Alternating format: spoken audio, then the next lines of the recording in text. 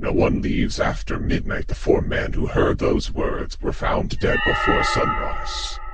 And tonight we're about to hear their story.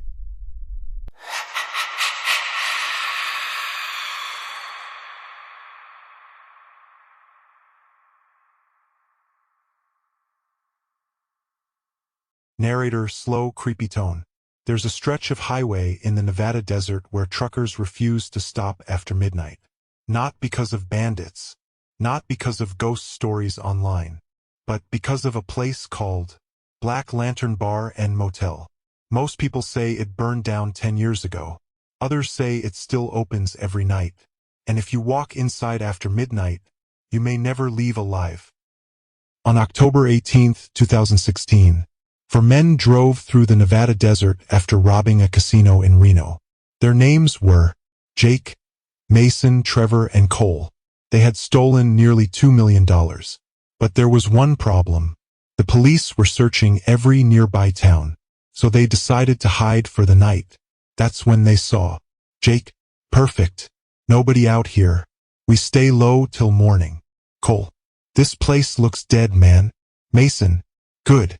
Dead means quiet. Behind the counter stood an old man in suspenders. His name was Walter Graves. He smiled politely. Walter. Long road tonight, boys? Trevor. You could say that. Walter served them whiskey without asking questions. The men drank, laughed, acted normal. But Walter noticed blood on Jake's jacket. He quietly reached under the counter and pressed an emergency alarm button. A tiny red light blinked. Jake saw it. And suddenly, everything changed. Jake, cold voice. You just made a mistake, old man. Walter backed away slowly. Walter, listen. You boys can still leave. Bang. Jake shot Walter in the chest. The old man crashed against the liquor shelves. Bottles shattered everywhere. Walter coughed blood onto the floor. But before dying, he whispered something strange. Walter, weakly. No one leaves this place after midnight. Then he died. Silence filled the bar. Even Trevor looked disturbed. Trevor, we should go. Jake, relax. He's dead. The four men dragged Walter's body into the motel basement. Then they spent the night drinking and celebrating. They thought the nightmare was over. They were wrong. The lights flickered. The jukebox suddenly turned on by itself. A slow country song echoed through the empty bar. Cole, who turned that on? Nobody answered. Then, thump. A sound came from upstairs. Trevor froze. Trevor, did you hear that? Another sound. Thump, thump, drag, like something heavy being dragged across the floor. Jake grabbed his pistol. Jake, probably rats. But deep down, they all knew it wasn't rats.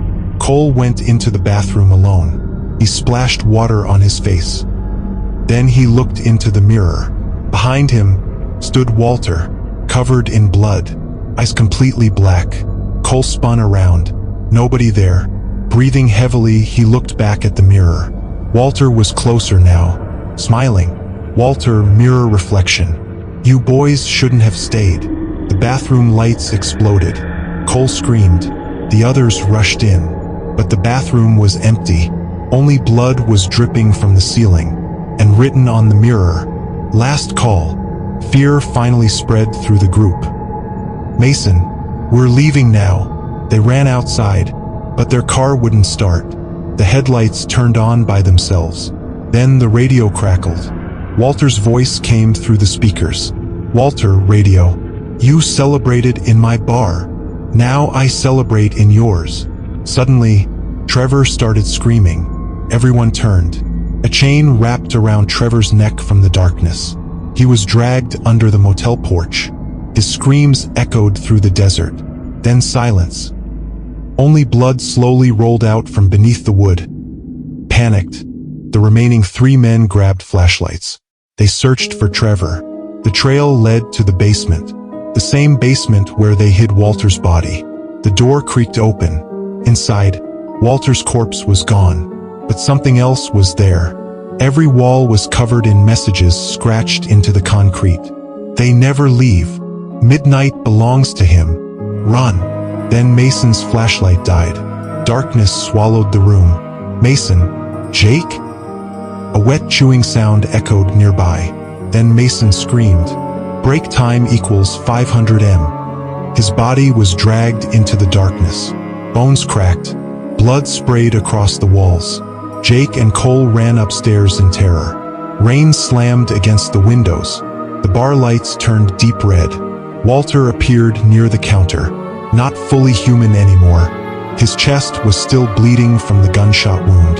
Glass shards were stuck in his skin, and dozens of ghostly hands moved beneath his body like trapped souls.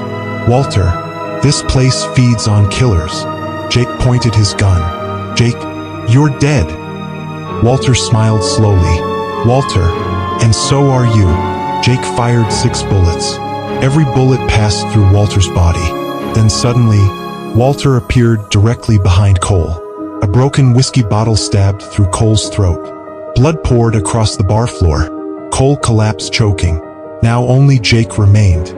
Jake ran outside into the storm. The motel sign buzzed violently overhead. He jumped into the car desperately. The engine started. Finally, Jake sped onto the highway, breathing hard, laughing nervously. Jake, I made it. I made it. Then, Walter appeared in the back seat. Walter whispering, "No one leaves after midnight." Jake screamed. The steering wheel jerked violently. The car crashed straight into an abandoned gas station. SFX. A massive explosion. Flames lit up the desert sky. And then, silence. Police arrived the next morning. But they found something strange. No motel. No bar. No bodies. Only an empty dirt lot. As if the place never existed. But truckers still tell stories. They say on stormy nights, a neon sign appears beside the highway, Black Lantern Bar and Motel. And inside, shadowy men still sit drinking whiskey, laughing, celebrating, waiting for new travelers to arrive. Because every night, Walter opens the bar again, and midnight is always last call. So if you're ever driving alone through the Nevada desert, and you see a glowing neon motel sign in the rain, keep driving, because some places don't let customers leave alive.